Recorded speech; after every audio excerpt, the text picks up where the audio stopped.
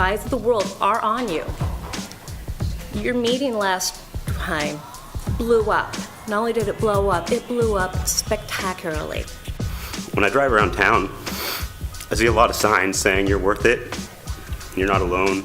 And I assume these signs are meant to speak for everybody, not just straight people.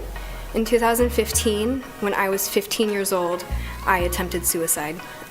At that point, I was prepared to die more than I was to come out of the closet. I'm a Christian woman. I was baptized at Bethany Evangelical Free when it was Evangelical Free. And tonight I saw an angry crowd. I saw an angry mob. Do you know what the Canby police did when I sobbed about how people wanted to murder my baby? First they told me it was my fault.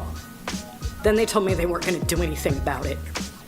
I took an oath that I never rescinded, and I will defend every person in this country to the day I die to make sure they are free.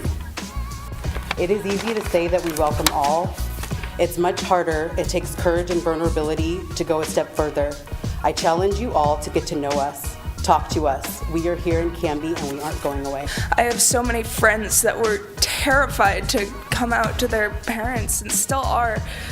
Just people in our community are terrified now. What if a 50-year-old man identifies as a 14-year-old boy who identifies as a 12-year-old girl? Are the children who are not transsexual, do they have any protections?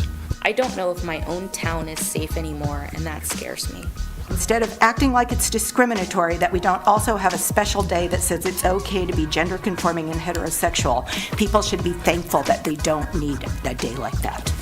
I just found it interesting that you were asking for affirmation, that you were asking for validation after the tough week you had. Because I think there was other people that were asking for the same thing. A group of people came to you and asked you to see them. They told you they felt invisible. You made people afraid to live here. You're the mayor. You should do what's best for the community.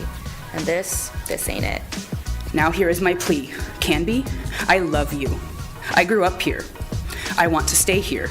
I love driving through these roads and I love walking down these streets and I love living in a relatively small, tight-knit community. All I want is for the city and its community to show me that same love and acceptance. Is that really so much for me to ask? I'd like to know what your plans are in maybe bridging the gap or bringing this community back together, because there's been a clear divide. And I felt that the people that were speaking were trying to say that that their voices were the only one in Canby. Now clearly tonight, we've all seen that that's not true.